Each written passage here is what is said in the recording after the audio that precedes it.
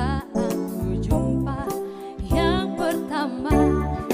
Could it be love? Could it be love? Could it be, could it be, could it be love? Could it be love? Could it be love? Could it be something that I never had? Could it be love?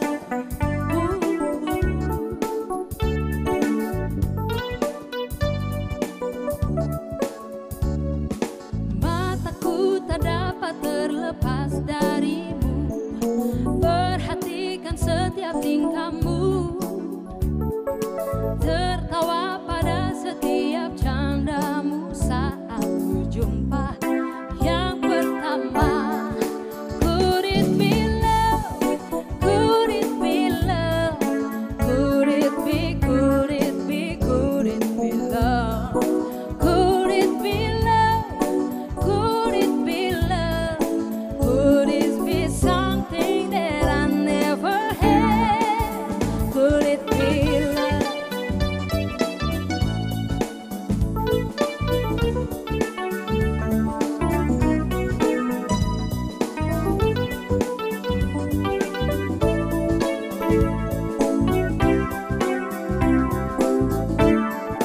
Could it be love? Could it be love? Could it be, could it be, could it be love? Could it be love? Could it be love? Could it be something that I never had? Could it be love? Could it be love? Could it be, could it be, could it be love?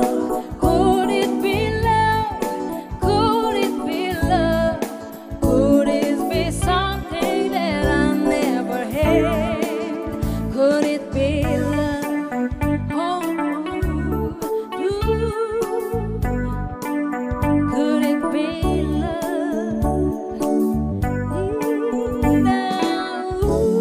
Halo pemirsa, apa kabar Anda hari ini? Senang sekali saya Wardah Nia bisa kembali hadir dan masih dalam Nyok Cari Tahu. Apa yang akan kita cari tahu pada edisi kali ini? Kita akan membahas lebih jauh mengenai kedaulatan pangan.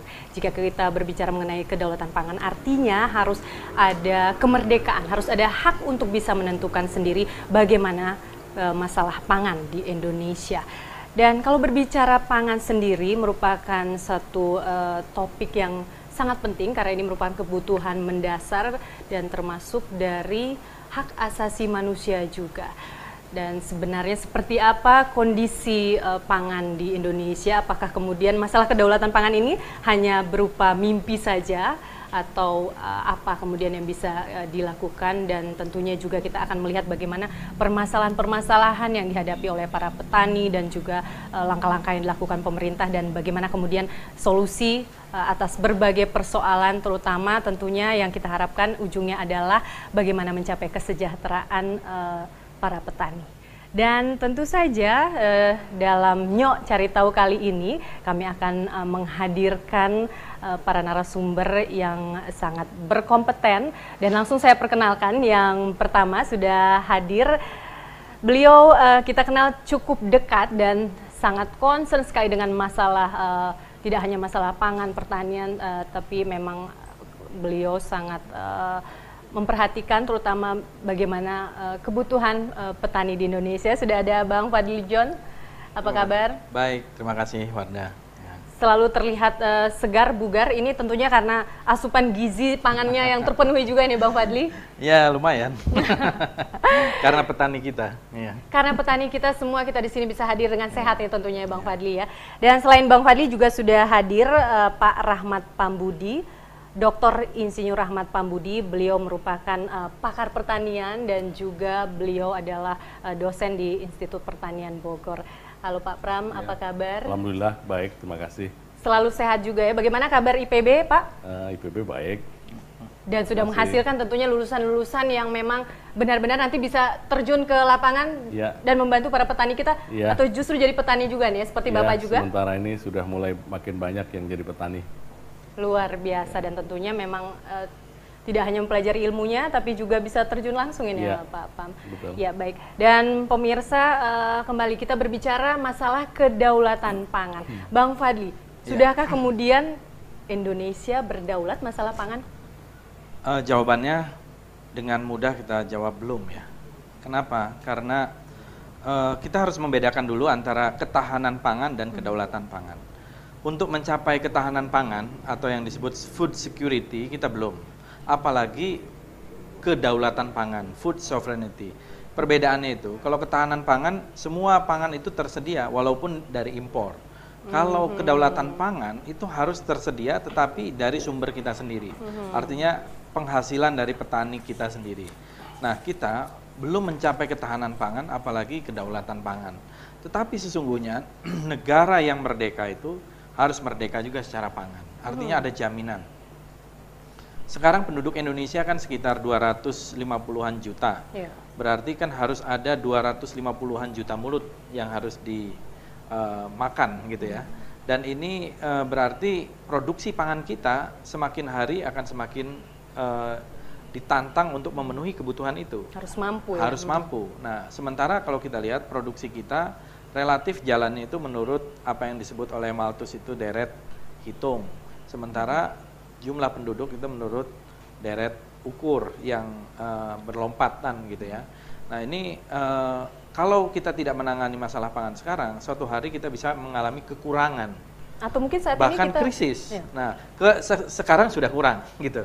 Kenapa kurang? Karena kita sekarang import beras, import jagung, import gula, import daging, sampai kita import garam gitu. Jadi artinya masalah ini masalah yang sekarang sedang kita hadapi, tapi kalau berkelanjutan seperti ini bisa kita mengalami nanti satu hari krisis pangan ya. Mudah-mudahan ini tidak terjadi gitu.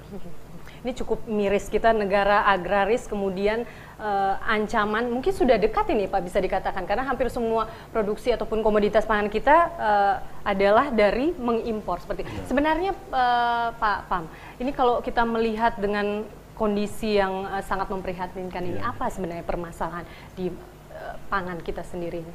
Ya, pertama-tama memang seperti yang Pak Fadli katakan tadi, ada beberapa komoditas yang memang kita kurang produksinya. Ada juga yang memang sangat kurang, dan juga ada sebenarnya ada juga yang berlebih. Kan pangan itu kan harus kita lihat secara utuh ya. Jadi bukan hanya per komoditas, tapi dia sebagai sumber nutrisi. Sumber pangan kita itu kita lihat dari sisi karbohidrat, protein, kemudian vitamin, mineral begitu. Jadi kalau dari Pak Fadli katakan tadi, beras misalnya memang kita kurang. Kemudian dari sisi protein, misalnya daging sapi kita kurang. Tapi kalau misalnya kita bicara daging ayam, nah kita sebenarnya relatifly bisa dikatakan surplus juga begitu ya. Kemudian kalau kita melihat produksi ikan kita, sebenarnya berlimpah sekali dia sebagai sumber protein. Apalagi kalau pangan itu adalah pangan seperti minyak nabati, sawit begitu, kita sangat surplus dan kita bahkan mengekspor dan bahkan kita punya kemampuan yang jauh dalam kapasitas produksi. Pangan lain misalnya pangan eksotik memang tidak langsung kita nikmati dalam pangan sehari-hari. Coklat misalnya itu kan pangan.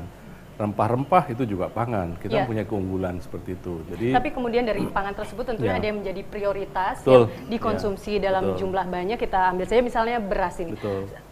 Apa kemudian yang menyebabkan kita harus terus melakukan impor? Apakah kita memang tidak mampu memproduksi atau masalah lain seperti strategi pemasarannya atau persoalan lain? Memang nanti saya mengharapkan Pak Fadli bisa menjelaskan ini soal politik ya, politik pangan kita begitu. Tapi sebenarnya juga menyangkut strategi kita, kebijakan kita begitu. Bagaimana kita melakukan skala prioritas gitu. Jadi kapan kita melakukan skala prioritas pertama, kedua, ketiga begitu. Jadi kalau kita bicara pangan itu bukan dari komoditas tapi sebagai sumber nutrisi, sumber asupan karbohidrat, kemudian protein. Nah, kita bisa memilih begitu.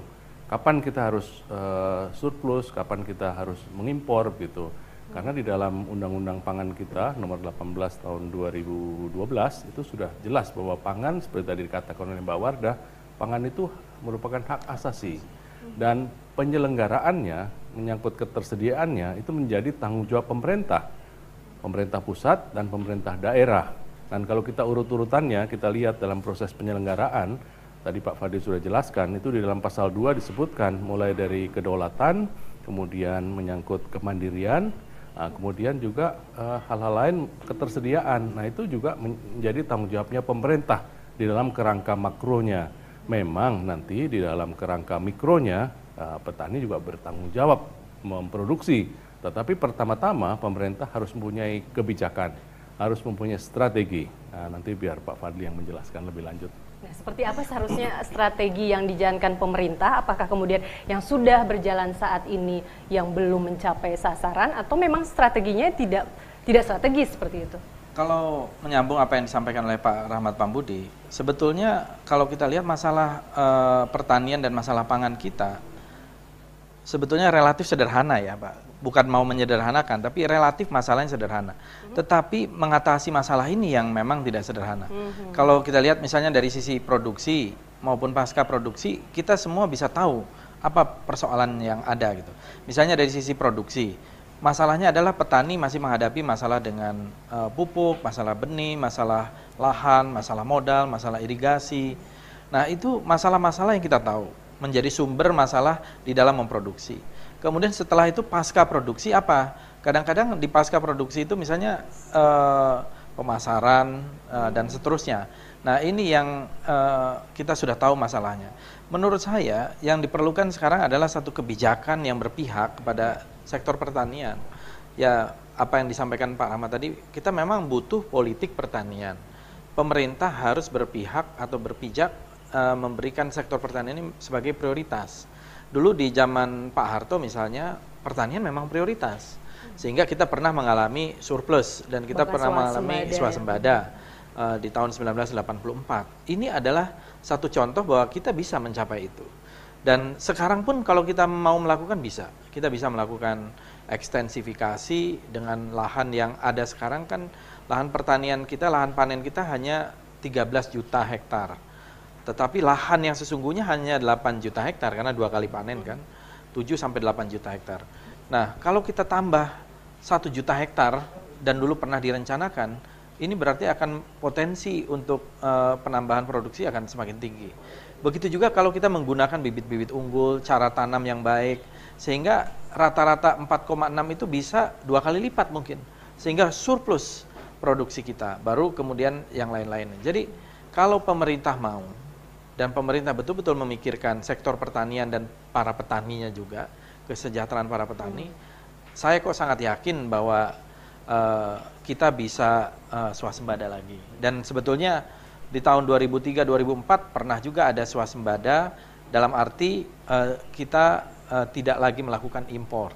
Nah sekarang artinya kita pernah ya, tahun 2003-2004 itu kita tidak melakukan impor ditutup. Gitu. Berarti kan cukup, ada kecukupan gitu. Artinya sebenarnya jika kita punya keinginan, punya kemauan yang tentu didukung dengan strategi yang tepat juga, sebenarnya masalah swasembada pangan ataupun menuju kedaulatan bisa kita capai. Sangat bisa. Baik, tapi apa kemudian langkah-langkah lain yang bisa kita ambil? Akan kita lanjutkan diskusi ini setelah jeda pariwara berikut ini. Tetap dalam Nyok Cari Tahu.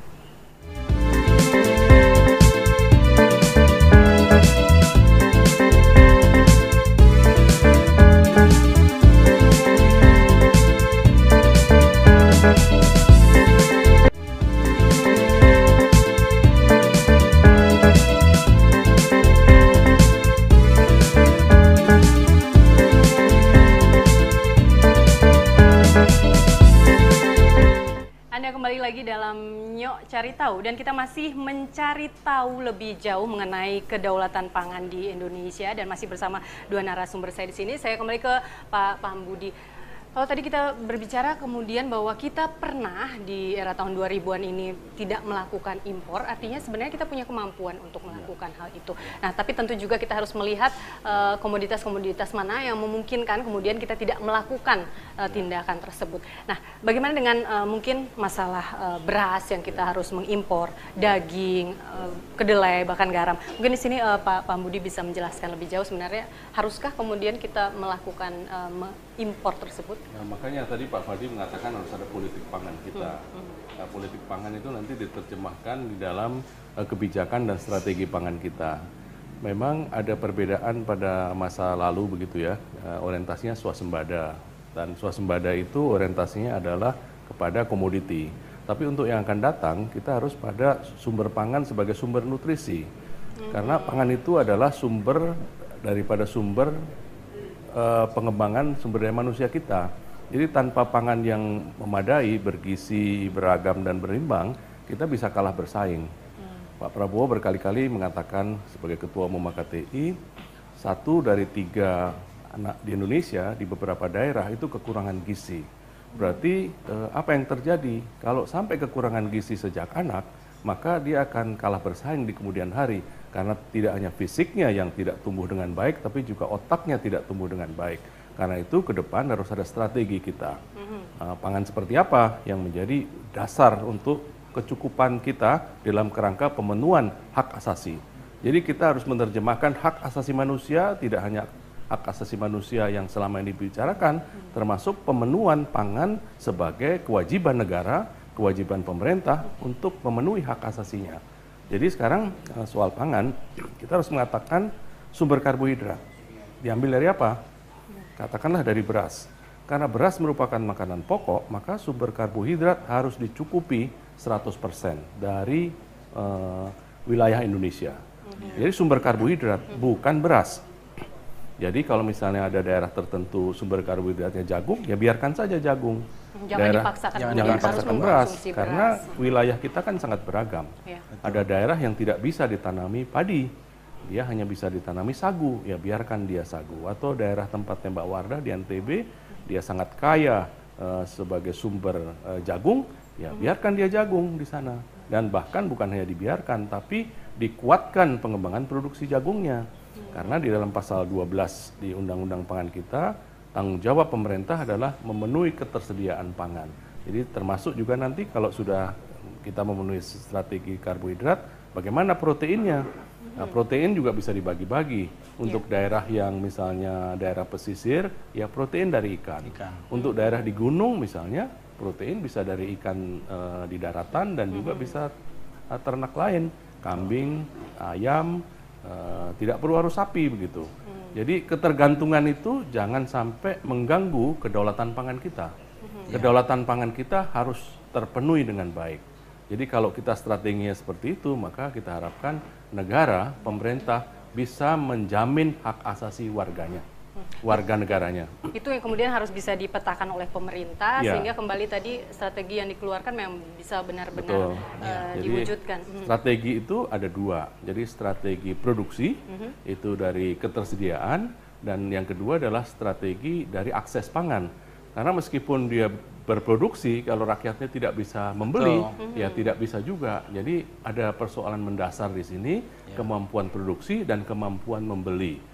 Jadi kalau ada dikatakan bahwa di World Food Program bahwa 100 juta orang itu mengalami kekurangan pangan, itu bukan karena produksi kita yang kurang, tetapi kemampuan daya beli. Jadi antara ketersediaan dan daya beli itu harus juga bisa saling mengisi begitu. Ini kemudian mungkin yang terjadi ya Bang Fadli. Sebenarnya kita bisa dikatakan sudah cukup menyediakan, tapi kembali juga ke kemampuan daya beli atau daya beli yang potensial itu yang belum dimiliki. Kita memang menghadapi beberapa dilema. Pertama, di satu sisi kita ingin harga pangan itu bisa menjadi insentif kepada petani. Tapi di sisi lain juga harus bisa didapatkan dengan mudah, dengan akses yang mudah yang dikatakan Pak Rahmat tadi oleh para konsumen kita. Jadi memang di dalam pengaturan harga kita juga harus mempunyai tools ya, mempunyai alat. Dulu kita ada harga dasar, harga eceran tertinggi. Kalau sekarang agak lebih liberal gitu, harga pembelian pemerintah HPP itu. Ini dari sisi petani. Kalau kita melihat HPP itu petani itu hanya mendapatkan sedikit. Sehingga insentif bagi petani untuk menanam misalnya tanaman pangan padi dalam hal ini itu sedikit. Nah, bisa lama-lama nanti kita kehilangan orang yang mau menjadi petani gitu. Dan bisa krisis petani. Bahkan petani kita makin lama makin tua gitu. Nah, oleh karena itu perlu ada insentif bahwa sektor pertanian itu tidak harus miskin, gitu. Oleh karena itu harga paling tidak harus ada intervensi pemerintah, government intervention itu diperlukan. Kalau harga itu jatuh, harusnya pemerintah dalam hal ini misalnya seperti dulu ada Bulog itu mengambil produk dari petani, ada kalau sudah di bawah harga dasar, tapi kalau sudah terlalu tinggi ya pemerintah juga intervensi supaya ini jangan menyusahkan konsumen. Nah, ini adalah salah satu instrumen menurut saya kalau kita mau memberdayakan petani, memperkuat petani, tetapi juga tidak menyusahkan konsumen.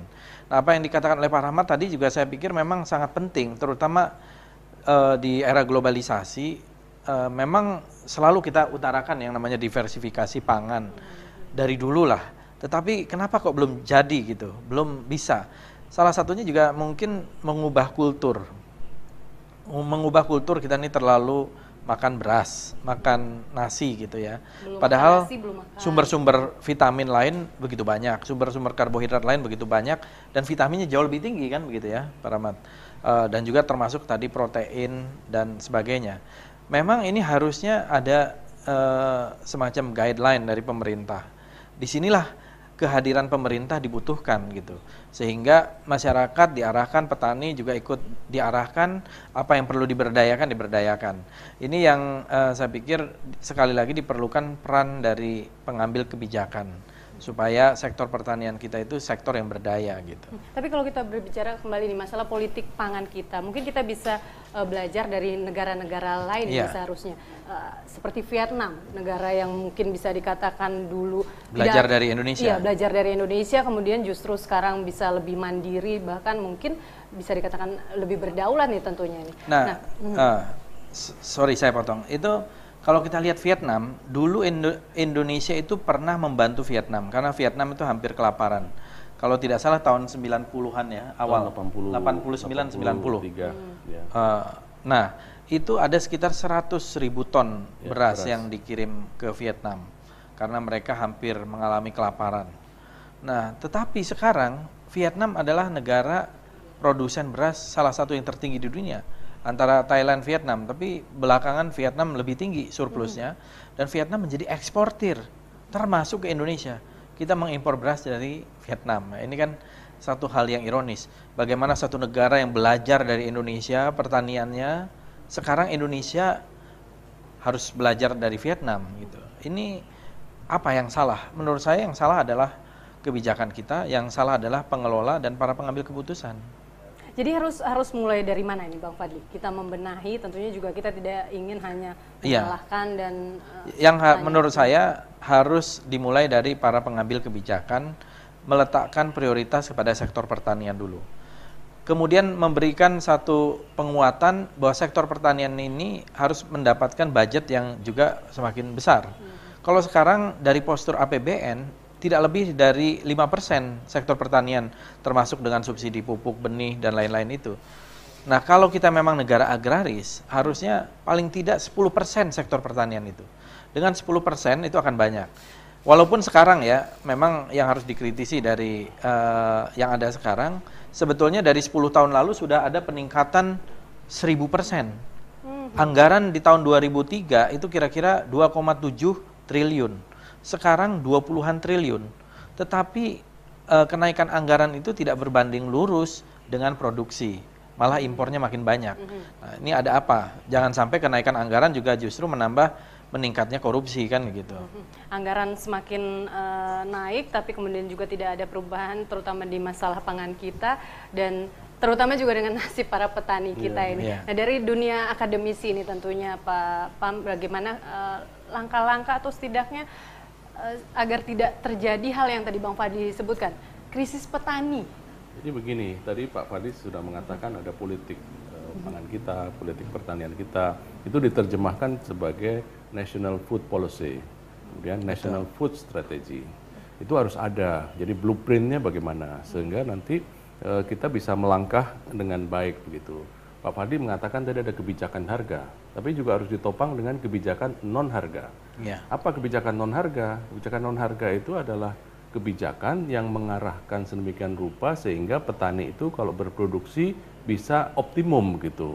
Apa sih petani itu kalau supaya bisa berproduksi optimum? Misalnya dia perlu lahan, ada kebijakan mengenai lahan, reforma agraria.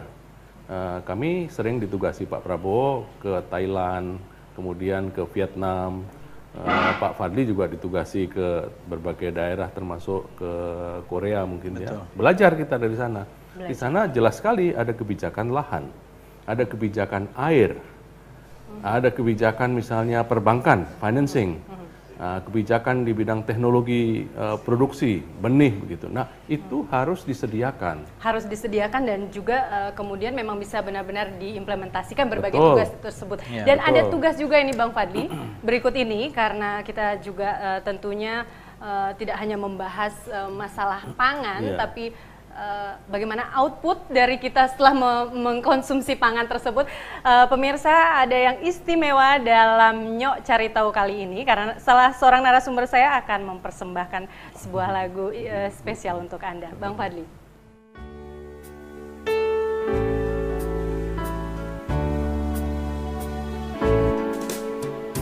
Desaku yang ku cinta, pujaan hatiku,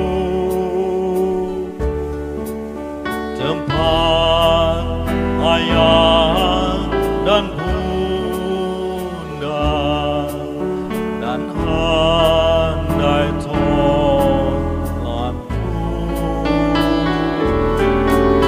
Tak mudah ku lupakan,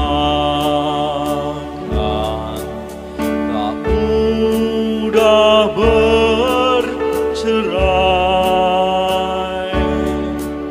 Selalu ku rindukan desaku yang permai.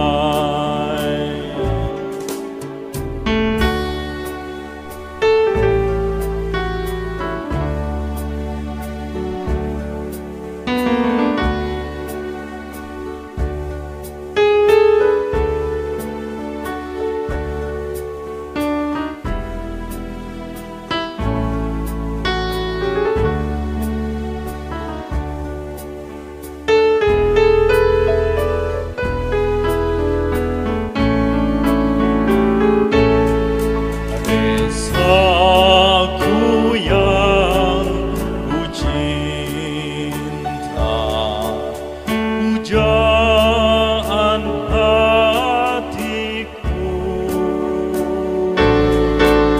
selalu ku rindukan desaku yang permai. Desaku yang permai.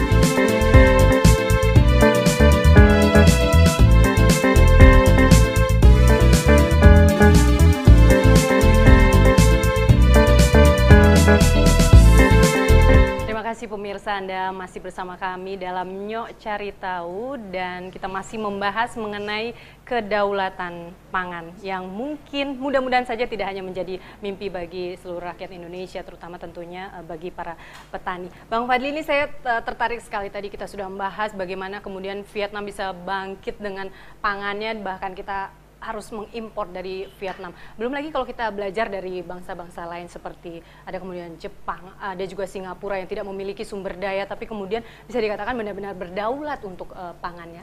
Apa sebenarnya yang kemudian mungkin kita tidak hanya belajar yang salah dengan Indonesia, tapi bagaimana mereka bisa mengelola semua itu? Betul.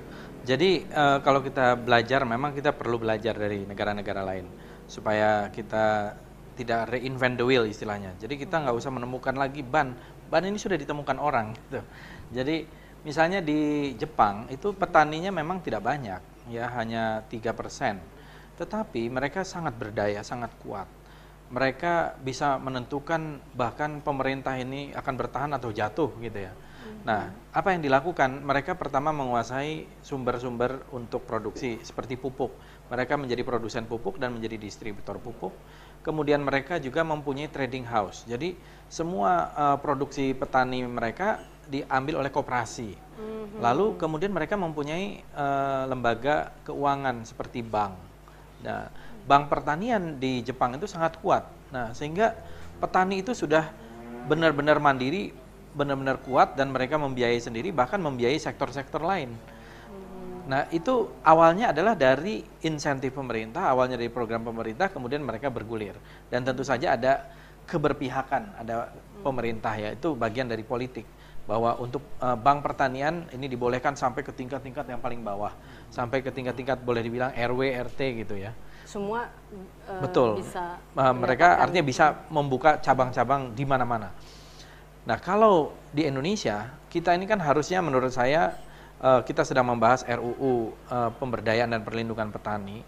Salah satu yang diusung oleh HKTI ya, termasuk oleh Pak Prabowo dan kawan-kawan, juga Pak Rahmat dan kawan-kawan akademisi dari IPB, kita ingin ada bank petani dan asuransi pertanian.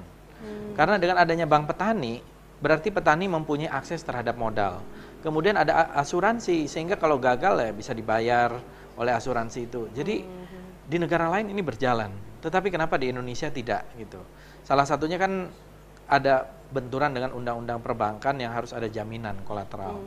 Sementara petani kita belum tentu mempunyai jaminan. Di situ masalahnya. Di sini kita lihat pemerintah itu berpihak atau tidak kepada petani dan sektor pertanian gitu. Ini masalah insentif juga ini. Mungkin saya kembali ke dunia pendidikan kita di sini.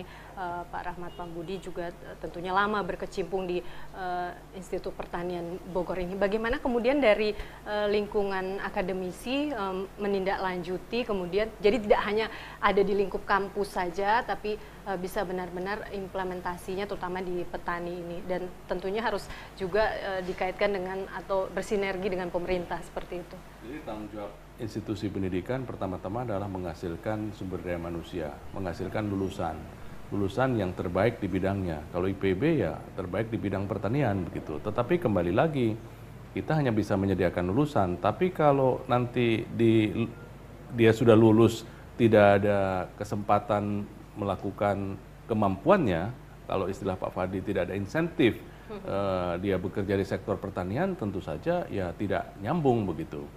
Jadi pertama-tama itu dulu, jadi seberapa jauh IPB kalau menghasilkan lulusan itu bisa dimanfaatkan oleh pemerintah dan negara Indonesia begitu. Sejauh ini bagaimana Pak? Ya sementara ini saya melihat tidak optimum. Jadi lulusan IPB kalau bekerja di sektor pertanian itu penghasilannya rendah. Jadi tidak, misalnya dia bekerja di perbankan, dia bekerja di sektor jurnalisme, itu jauh memberikan insentif yang lebih tinggi. Dunia hiburan mungkin juga nih ya. Dunia hiburan mungkin juga begitu. Karena itu lulusan IPB bisa bekerja di mana saja. Jadi kita tidak bisa begitu saja menyalahkan IPB kalau lulusannya tidak bekerja di bidang pertanian. Tetapi alhamdulillah sekarang sudah mulai banyak yang kembali di sektor pertanian. Mengapa? Sekarang ini sektor pertanian sudah memberikan imbalan yang memadai. Jadi kalau kita mau bekerja di sektor pertanian sekarang sudah lumayan. Jadi kalau kita mau nanam jagung, kita mau nanam padi dalam skala tertentu, maka sebenarnya kita bisa mendapatkan penghasilan yang memadai begitu. Dan sudah banyak contoh juga ini Iya. tentu. Tapi mungkin keinginan dari terutama generasi muda ini, mungkin Bang Fadli ya, Iya. kemudian bagaimana bahwa tidak hanya harus bekerja di kantor, tapi juga bisa memanfaatkan sektor pertanian kita ini sendiri. Bagaimana mungkin melihat arah ke depan agar kemudian ada ketertarikan gitu Bang? Kalau menurut saya masih optimis ya bahwa ini bisa kita lakukan, dan masalahnya kita perlu ada yang menggerakkan dan perlu ada contoh. Ada satu success story, atau cerita sukses dari orang-orang tertentu, orang-orang muda yang bergerak di sektor pertanian ternyata bisa gitu. Nah, menurut saya bisa dimulai dari sektor atau komoditas yang mungkin harganya lumayan ya, dari bunga mungkin, dari sayur-sayuran, organik dan sebagainya. Itu salah satu entry point menuju itu. Belum lagi yang obat-obatan. saya juga ingin menekankan sebenarnya banyak hasil-hasil penelitian dari kawan-kawan IPB, dari para peneliti itu yang sebenarnya kalau dipakai penelitian itu akan meningkatkan juga nilai tambah kalau itu satu produk itu dijual. Ya misalnya penelitian di bidang sorghum, kemudian kalau sorghum ini dilaksanakan bisa menjadi gandum, bisa menjadi tepung pengganti terigu dan sebagainya. Nah, kita belum menggunakan hasil-hasil penelitian para peneliti kita yang sebetulnya bagus-bagus.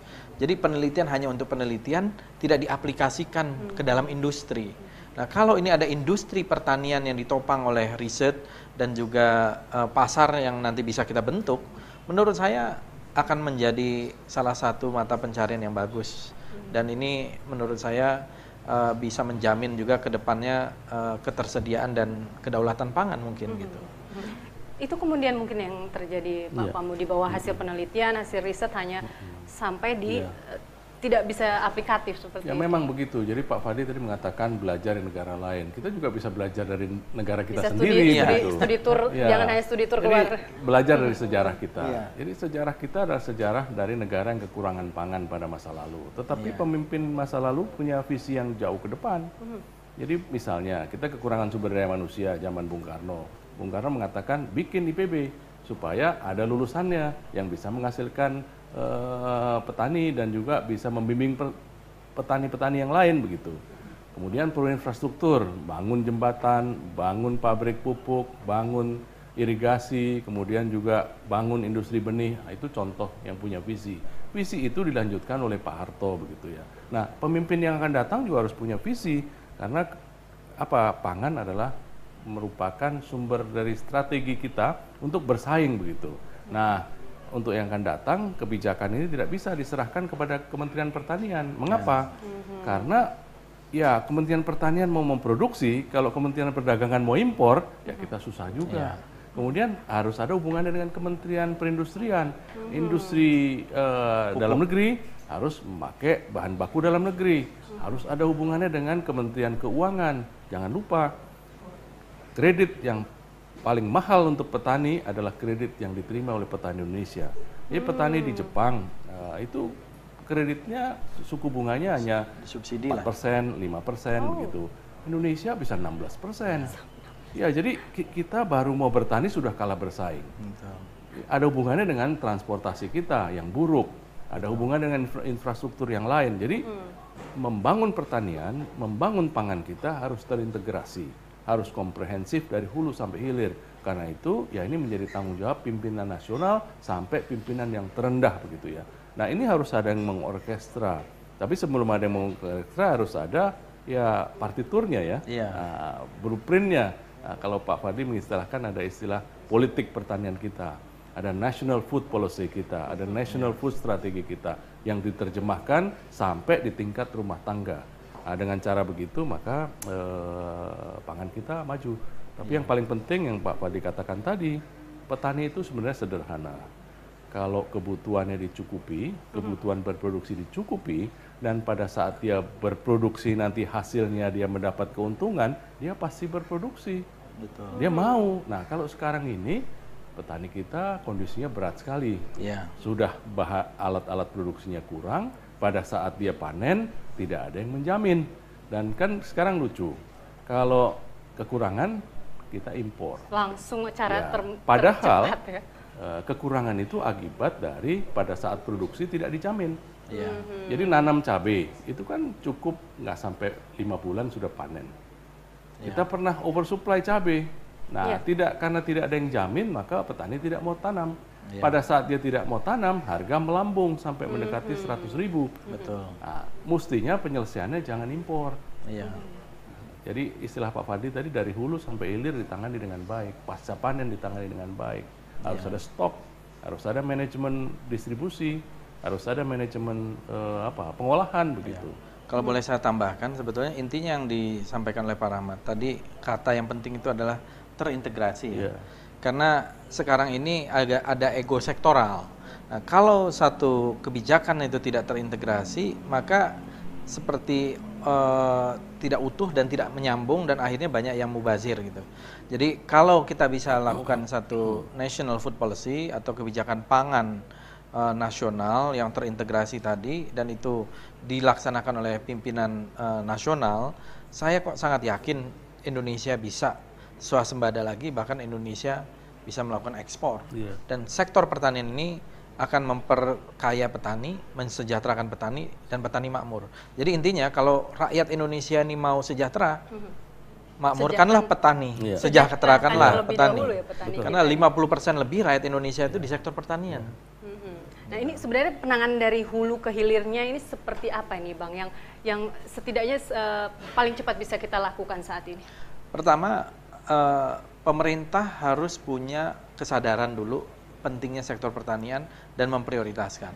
Lalu menunjuk orang-orang yang punya kapabilitas, punya integritas, dan mempunyai passion terhadap sektor pertanian.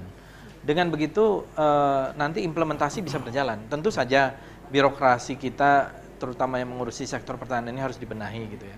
Jangan sampai orientasinya hanya untuk perburuan rente, hanya untuk komisi, dan ini menjadi bancaan karena ini melibatkan dana yang besar. Tapi bayangkan kalau sekarang nilai tukar petani kita kan rendah ya. Artinya hanya 100 ya kalau tidak salah Pak Rahmat. NTP itu nilai tukar petani itu menunjukkan seberapa besar petani mendapat keuntungan. Nah, kalau petani itu yang sekarang ini NTP-nya hanya 100, berarti petani ini hanya kerja bakti. Himpas. Dia tidak mendapat keuntungan apa-apa, tidak bisa menabung. Nah, ini berbahaya. Yaitu tadi, orang tidak lagi mau bertani. Akhirnya di desa-desa jadi tukang ojek atau jadi penjual pulsa atau apa gitu ya. Ini kita akan kekurangan petani nanti satu hari gitu. Kalau ini diteruskan. Mudah-mudahan itu tidak terjadi dan tentunya juga kita berharap bahwa berbagai strategi dan keberpihakan kepada para petani itulah yang harus benar-benar diimplementasikan dan menjadi kesadaran bagi tidak hanya para pemimpin kita tapi juga menjadi tanggung jawab kita semua. Terima kasih Bang Fadli, terima kasih Pak Rahmat Pambudi atas dialognya, diskusinya, dan semoga ini memang bisa menjadi satu perhatian yang tidak hanya kemudian kembali masalah kedaulatan pangan bukan hanya mimpi bagi rakyat Indonesia. Ini harus dijadikan kenyataan. Harus jadikan kenyataan. Mudah-mudahan esok atau mungkin esok lusa, tapi itu tentunya harapan kita semua. Demikian pemirsa diskusi kita kali ini, dan mari kita dukung tentunya para petani Indonesia, dan Anda semua juga bisa memulai dari lingkungan Anda tersendiri. Saya Wardania undur diri, terima kasih. Sampai jumpa. Wassalamualaikum warahmatullahi wabarakatuh. Waalaikumsalam.